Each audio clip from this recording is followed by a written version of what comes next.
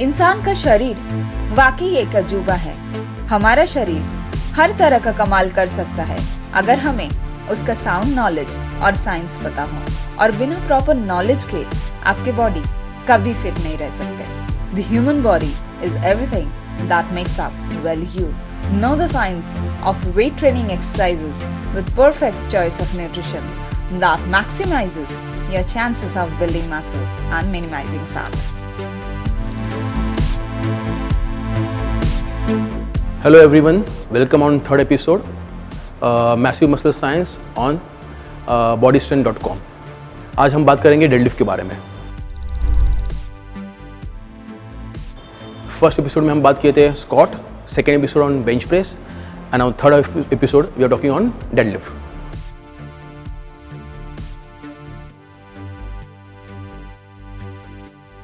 Okay, deadlift शुरू करने से पहले हम ये जान लेते हैं कि डेडलिफ्ट एक्सरसाइज किस मसल्स के लिए है। जैसे हमारे प्रीवियस 2 एपिसोड्स में हमने देखा कि स्क्वाट ये क्वाड्स और ग्लूट्स के लिए है, और अपना जो बेंच प्रेस है वो चेस्ट के लिए है और एंटीलोड के लिए है, और ट्राइसेप मसल भी इसमें इन्वॉल्व होता है। वैसे डेडलिफ्ट एक्सरसाइज जो है इसमें बहुत सारी मिसअंडरस्टैंडिंग है स्क्वाट की तरह। कुछ लोग इसको बैक में ट्रेन करते हैं तो कुछ लोग इसको लेग्स में ट्रेन करते हैं। हमें किस में ट्रेन करना है? हमें ऑफकोर्स इसको बैक में ट्रेन करना है, ना कि लेग्स में। अब ये एक्सरसाइज में जब एक्शन होती है तो एक्शन नी में और हिप में होती है स्क्वाट की तरह। जैसे स्क्वाट में आप अगेंस्ट ग्रेविटी उठते हो तो नी में जैसा एक्सटेंशन होता है वैसे हिप में एक्सटेंशन होता है। तो नी और एक्सटेंशन और हिप एक्सटेंशन ये जो है लोअर बॉडी के मसल्स काम करते हैं। नी का एक्सटेंशन जो है वो काम करता है क्वाड्रिसेप्स, और जो हिप का एक्सटेंशन है उसके लिए काम करता है ग्लूटियस मैक्सिमस। इसमें भी जो एक्शन है लगभग सेम है, और जॉइंट भी सेम काम करते हैं और एक्शन भी सेम काम करते हैं। लेकिन इसके बावजूद ये एक्सरसाइज जो है लेग्स के लिए नहीं की जाती है, ये एक्सरसाइज की जाती है बैक के मसल्स के लिए, जिस मसल का नाम है इरेक्टस स्पाइने।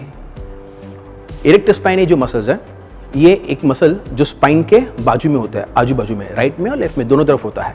और जैसे उसका नाम है वैसा उसका काम है, स्पाइन को इरेक्ट रखने वाला, इसलिए उसका नाम है इरेक्टर स्पाइने। अभी ये जो मसल है ये एक्चुअली करता क्या है मैं आपको एक्शन के बताता हूँ। जिस तरह मैं आगे झुका हूँ इसे कहते हैं स्पाइन का फ्लेक्शन या फिर ट्रंक का फ्लेक्शन। ये जो मैं आगे झुक रहा हूँ इसकी वजह से मेरा स्पाइन जो है वो राउंड हुआ है। ये जो ट्रंक फ्लेक्शन है, ये जो स्पाइन फ्लेक्शन है, ये काम करते हैं हमारे रेक्टस एब्डोमिनल, जिसको हम 6 पैक्स या 8 पैक्स के नाम से पहचानते हैं। तो हमने ये देखा हमारे स्क्वाट में, हमारे बेंच प्रेस में, लगभग सारी एक्सरसाइज में हमारा जो स्पाइन जो है वो हमेशा इरेक्ट होना चाहिए, ना कि आगे झुकना चाहिए। केवल ऐसी एक ही एक्सरसाइज है जिसमें हम स्पाइन को झुकाते हैं या ट्रंक का फ्लेक्शन करते हैं, वो है एब्स की एक्सरसाइजेस।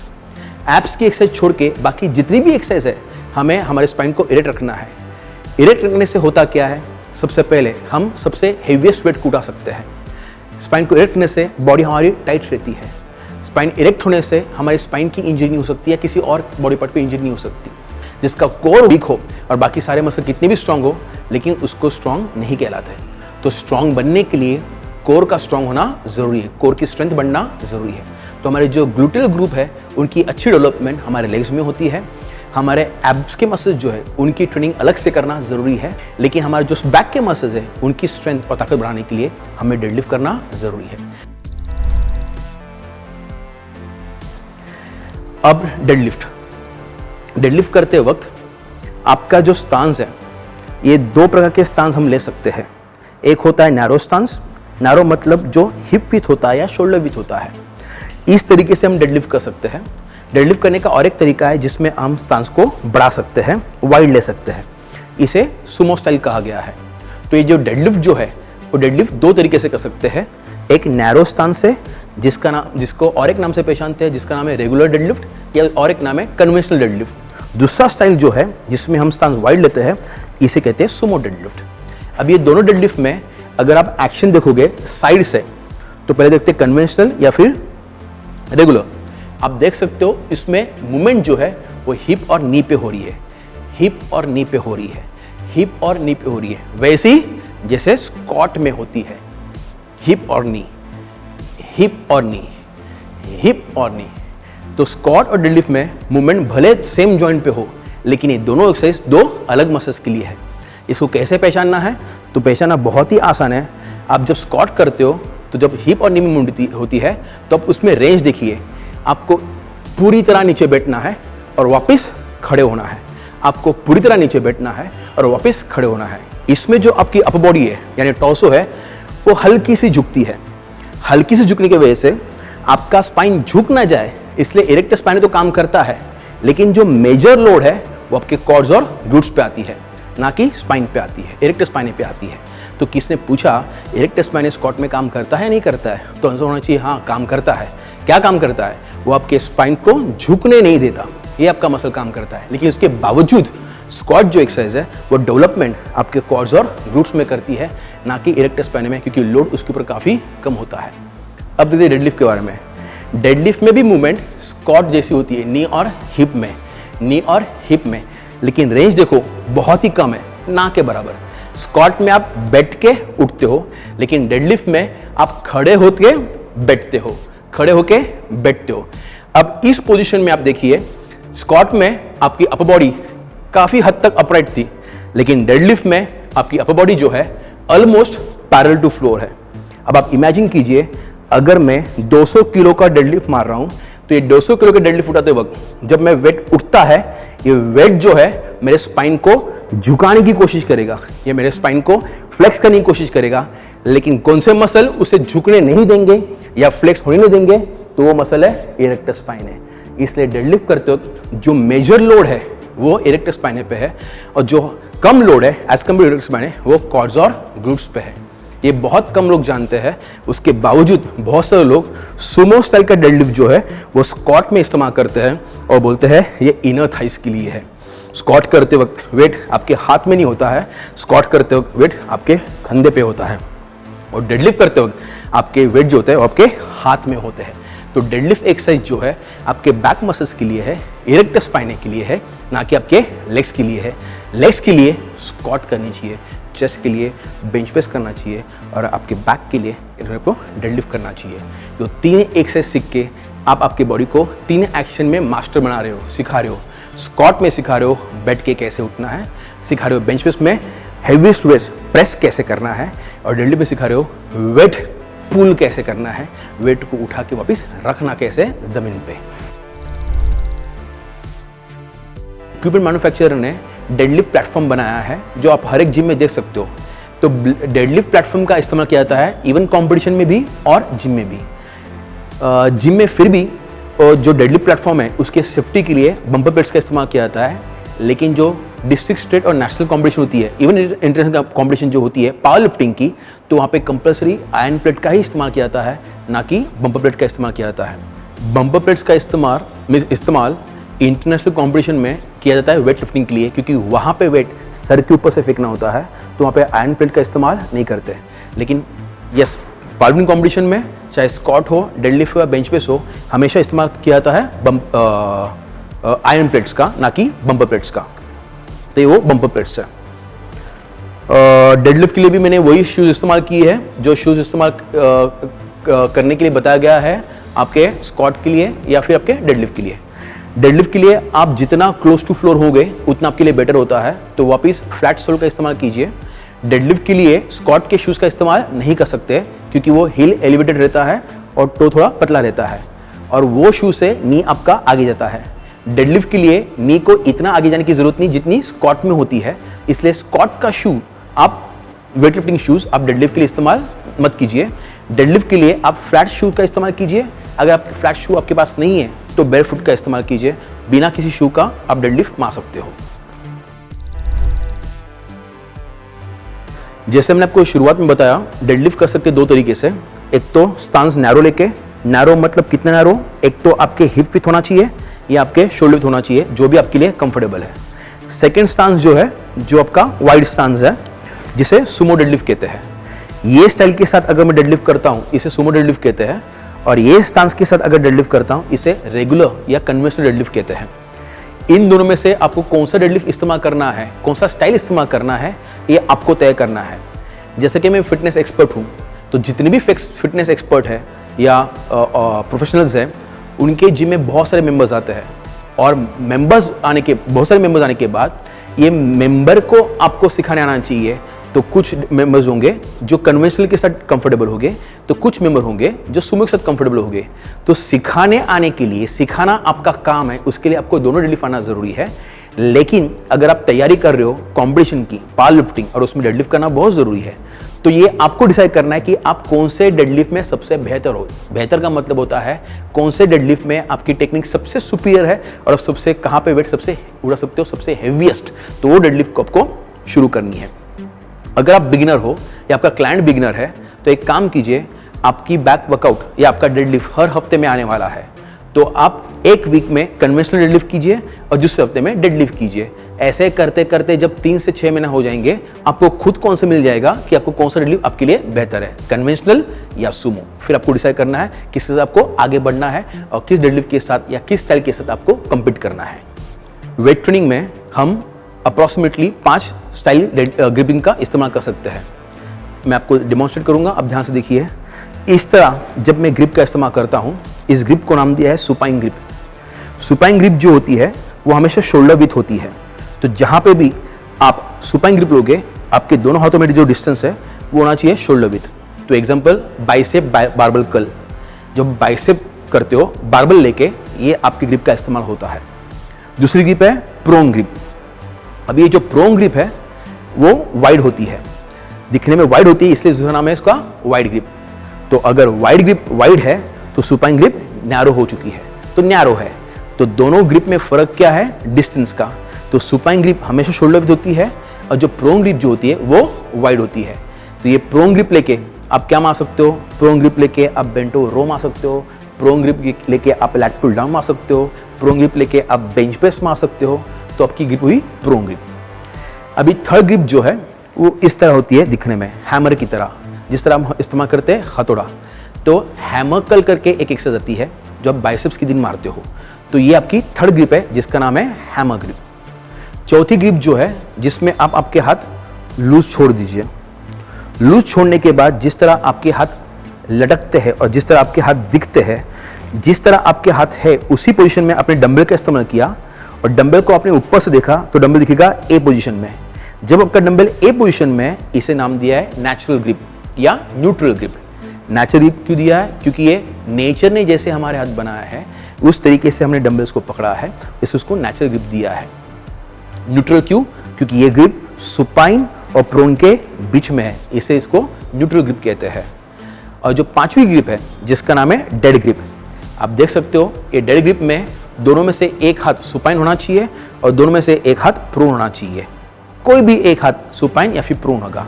ये ग्रिप का इस्तेमाल जो है आपको ऐसी एक्सरसाइज में करना है जहां पे एल्बो ना फ्लेक्शन होता है, एल्बो ना एक्सटेंशन होता है, मतलब एल्बो में कोई मूवमेंट नहीं होती है। ऐसी एक्सरसाइज में आपको डेड ग्रिप का इस्तेमाल करना है। जैसे कि एग्जांपल अभी की एक्सरसाइज जिसका नाम है डेडलिफ्ट।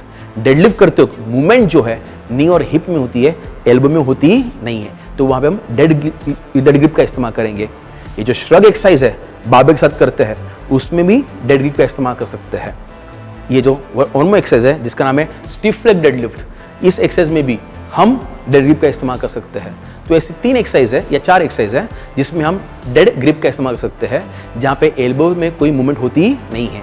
ये ग्रिप का इस्तेमाल करने से फायदा क्या है, ये ग्रिप इस्तेमाल करने से हम हेवीएस्ट से हेवीएस्ट लोड उठा सकते हैं और इसमें से आपका हाथ में से बार छूटना थोड़ा मुश्किल होता है। सुपाइन हो या चाहे प्रोन हो, आपके हाथ से बार इजीली छूट सकता है। लेकिन ये जो डेड ग्रिप है इनमें से आपका हाथ छूटना थोड़ा मुश्किल है, क्योंकि दोनों हाथ एक दूसरे को इंटरलॉक कर देते हैं। जब सुपाइन खुलता है तो प्रोन उसको मदद करेगा, अगर प्रोन खुलता है तो सुपाइन मदद करेगा। तो इस तरीके से हम आज के एक्सरसाइज में, डेडलिफ्ट के एक्सरसाइज में हम डेड ग्रिप का इस्तेमाल करेंगे। स्टांस चाहे जो भी हो, सुमो या रेगुलर, लेकिन ग्रिप वही रहेगा जिसका नाम है डेड ग्रिप। तो वापस एक बार दोहराते हैं, प्रैक्टिस करते हैं। ये रही सुपाइन ग्रिप जिसको नैरो नाम से भी पहचानते हैं क्योंकि प्रोन से नैरो है। दूसरी ग्रिप है प्रोन ग्रिप जो दिखने में वाइड है, सुपाइन से वाइड है, इसलिए इसको प्रोन ग्रिप कहते हैं या वाइड ग्रिप कहते हैं। थर्ड ग्रिप है डेड ग्रिप जिसमें दोनों से कोई भी एक हाथ होगा सुपाइन, दूसरा होगा प्रोन। चौथा ग्रिप है हैमर और पांचवा ग्रिप है नेचुरल या फिर न्यूट्रल। जैसी स्क्वाट एक्सरसाइज है वैसे डेडलिफ्ट है। मतलब क्या, जैसे स्क्वाट अनसपोर्टेड कंपाउंड मूवमेंट है वैसे डेडलिफ्ट भी अनसपोर्टेड कंपाउंड मूवमेंट है। और मैंने मेरे फर्स्ट एपिसोड में बताया था कि जितनी भी एक्सरसाइज कंपाउंड होती है, कंपाउंड का मतलब होता है जहाँ पे movement more than one joint पे होती है। एक रूल याद रखो, ये चीज़ तो आप रूल मान लो कि वो दोनों जॉइंट पे मूवमेंट एक साथ और एक समय पे होना जरूरी है।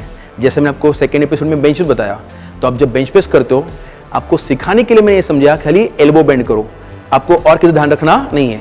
एल्बो बेंड करने से मूवमेंट शोल्डर में अपने आप होगी। ये सिंपल क्यू है जो आप मेंबर को सिखाने के लिए इस्तेमाल करते हो। तो आप देखोगे मैं जैसे ही एल्बो बेंड करता हूं, लेकिन मूवमेंट शोल्डर में भी उसके साथ होती है।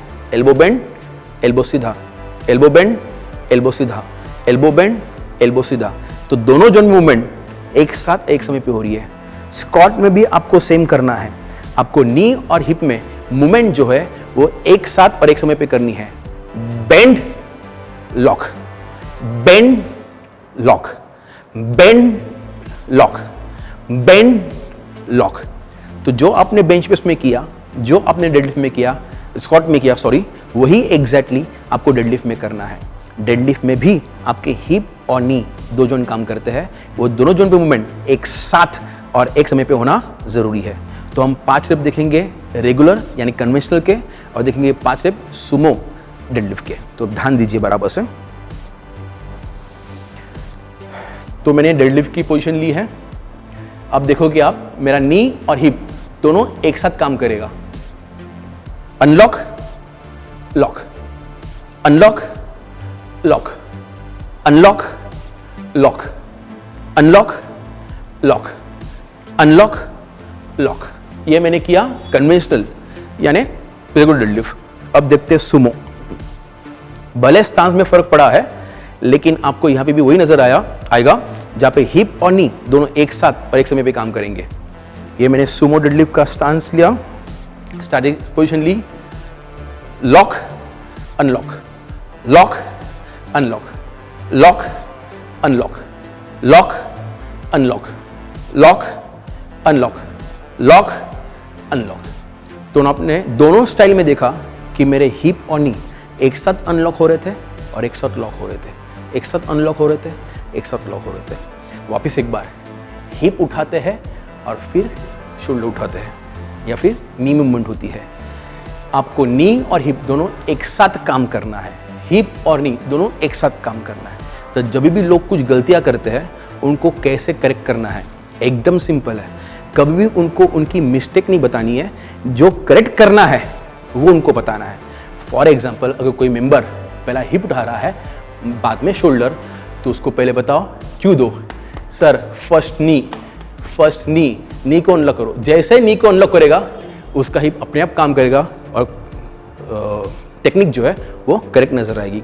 वैसे ही स्क्वाट में अगर कोई मेंबर पहले हिप बेंड कर रहा है, अगर पहला हिप बेंड कर रहा है, उसको बोलो सिर्फ पहला नी अनलॉक, पहला नी अनलॉक। तो जैसे नी अनलॉक करोगे हिप अपने आप काम करेगा। तो ये ध्यान रखना है, किसको भी करेक्ट करना है उसकी गलतियां मत बताओ, क्योंकि गलती वजह से गलतियां उसके दिमाग में बैठती है।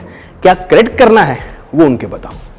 ओके, अभी तो हमने जो भी थ्योरेटिकल देखा, अभी उसी को हम डेमोन्स्ट्रेट करते हैं, प्रैक्टिकली अप्लाई करते हैं वो थ्योरी को, और देखते हैं डेडलिफ्ट हमारा किस तरह परफॉर्म किया जाता है।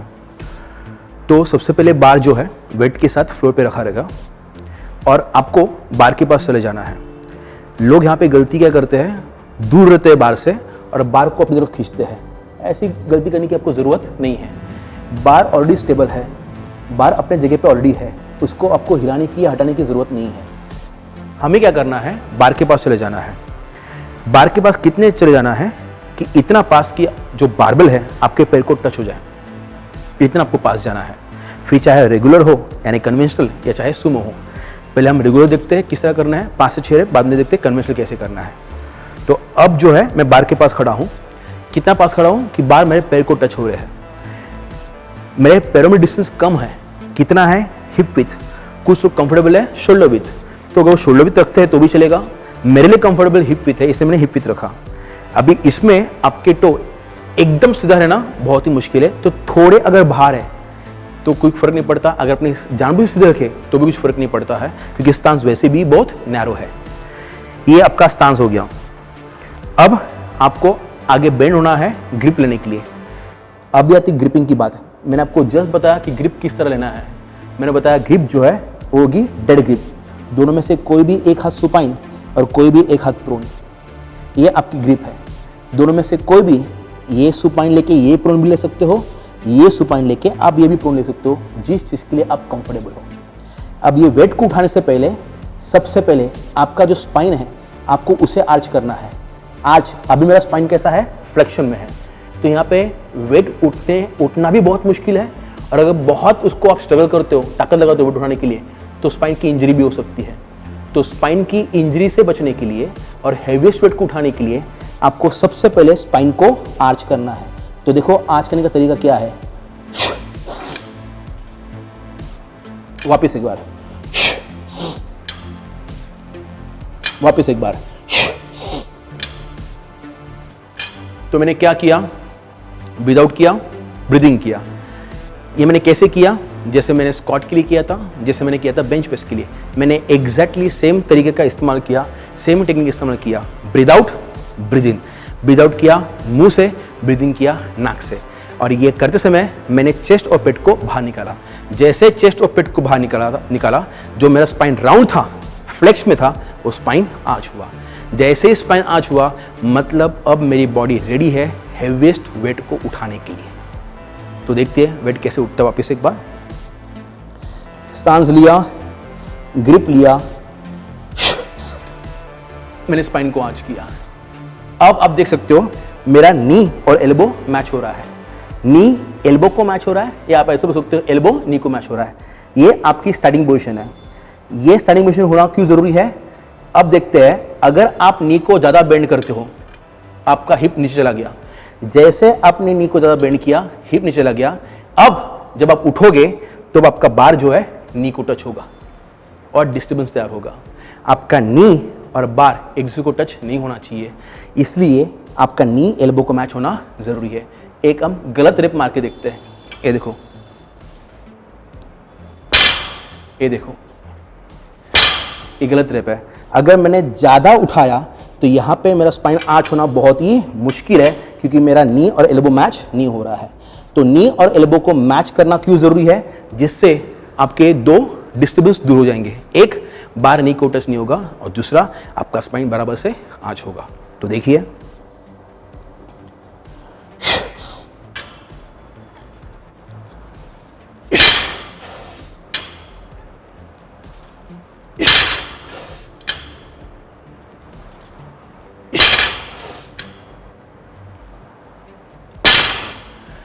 एक भी रेप में मेरा बार नी को टच नहीं हुआ। सारे रेप्स में मैंने मेरा नी और हिप मूवमेंट दोनों एक साथ एक समय पे हो रहा था, खड़े रहते समय भी और बैठते समय भी। चारों रेप में मेरा ब्रीथ सेम था। First rape, second rape, third rape, fourth rape, चारों में एक नीचे पॉज था। वो पॉज किस लिए था, वेट को रखने के लिए। और जब मैंने वेट को रखा, मैंने ब्रेथ को इन किया और ब्रेथ को आउट किया, या ब्रेथ को आउट किया, ब्रेथ को इन किया। जब तक मैं सेकेंड रेप के लिए या थर्ड रेप के लिए रेडी नहीं होता हूं, तब तक मैं वेट को उठाता नहीं हूं। हमने रेगुलर यानी कन्वेंशनल डेडलिफ्ट देख लिया, अब देखते हैं सुमो डेडलिफ्ट। रेगुलर और सुमो डेडलिफ्ट में या फिर कन्वेंशनल या सुमो डेडलिफ्ट में फ़र्क कुछ भी नहीं है, खाली एक ही फ़र्क है, वो है स्टांस का।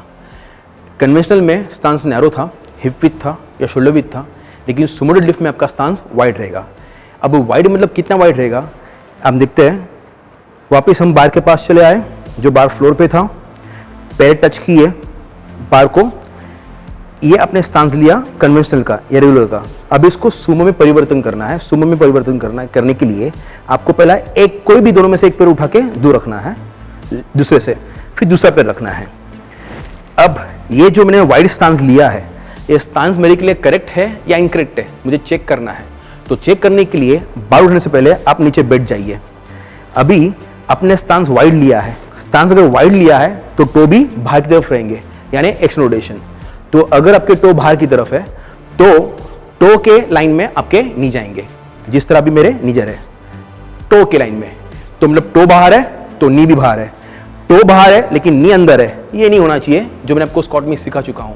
तो अगर टो बाहर है तो आपके नी भी बाहर रहेंगे, तो आपको एबडक्शन में जाना है, आपके दोनों नी एबडक्शन में जाएंगे। अब इतना नीचे बैठने के बाद मुझे ये दिखाई दे रहा है कि मेरा जो टिबिया है, टिबिया वो परपेंडिकुलर टू फ्लोर है, यानी टिबिया मेरे काम कर रहे पिलर की तरह। यहाँ पे मैं मैक्सिमम स्ट्रेंथ जनरेट कर सकता हूँ। तो आपके दो पैर में डिस्टेंस इतना होना चाहिए सुमो डेडलिफ्ट के लिए कि नीचे बैठने के बाद, बार को ग्रैब करने के बाद, बार के ऊपर ग्रिप लेने के बाद आपकी जो टिबिया है दिखने चाहिए परपेंडिकुलर टू फ्लोर, मतलब आपका स्टांस करेक्ट है। ये होने के बाद आपको ग्रिप लेनी है जो आपने प्रीवियसली थी। अब ग्रिप कौन सी है? डेड ग्रिप है। अब आपको नजर आएगा कि आपके दोनों हाथों में डिस्टेंस जो है वो शोल्डर विड्थ है, लेकिन ग्रिप जो है पैरों के अंदर है। वही हमने जब कन्वेंशन लिया था तो स्टांस नैरो था, लेकिन ग्रिप आपके पैरों के बाहर थी, बराबर है। लेकिन हम जब सुमो लेंगे तो स्टांस वाइड है और ग्रिप दो पैरों के अंदर है। डिस्टेंस कितना है दो हाथों में? तो शोल्डर विड्थ। ये मैंने ग्रिप लिया, नी और एल्बो मैच किया, ब्रीथ आउट ब्रीथ इन, स्पाइन आर्च, स्टैंड अप।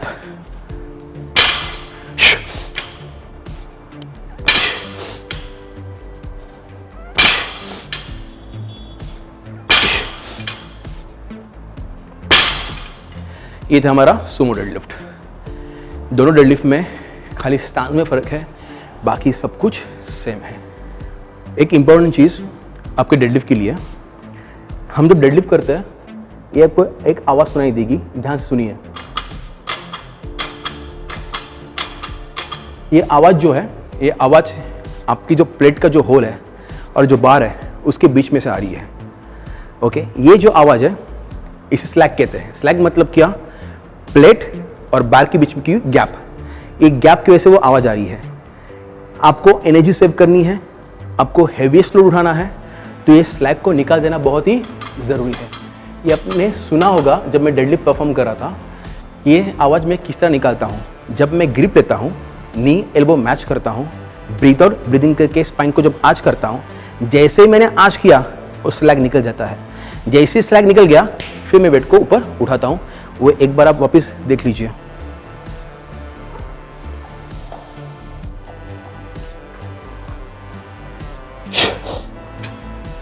वापस एक बार, वापस एक बार, वापस एक बार, वापस एक बार। ये मैंने आवाज निकाल दिया। जैसे आवाज निकाल दिया अब आपकी बॉडी रेडी है वेट को उठाने के लिए, और फिर आपको उसी तरह वेट को नीचे रखना है। Thank you. होप आपको अच्छा लगा होगा मुझे मेरा आज का एपिसोड डेडलिफ्ट का। आपको जो भी टेक्निक मैंने सिखाई, जो भी थ्योरी मैंने आपको सिखाया, जो भी मिथ्स आपको मैंने बताया है, वो प्लीज़ सब अप्लाई कीजिए आपके डेडलिफ्ट के लिए, आपके सेशन के लिए और आपके क्लाइंट के सेशंस के लिए। आप मुझे फॉलो कर सकते हो, आपके क्वेरीज मुझे भेज सकते हो इंस्टाग्राम आईडी पे Abhijeet Kakad, your own strong boy. Keep following bodystrength.com। Thank you.